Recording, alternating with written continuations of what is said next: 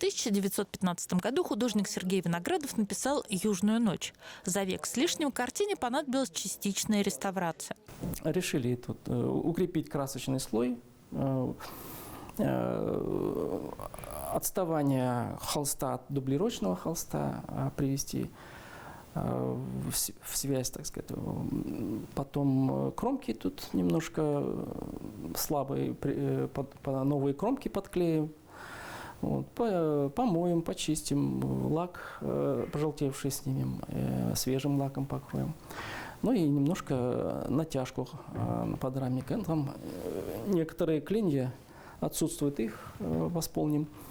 Вот и в целом будет картина готова для, как говорят, приведем в экспозиционный вид, и картина займет подобающее себе место на выставке. Выставка «Сергей Виноградов. Нарисованная жизнь» должна была открыться в Московском музее русского импрессионизма в июне этого года.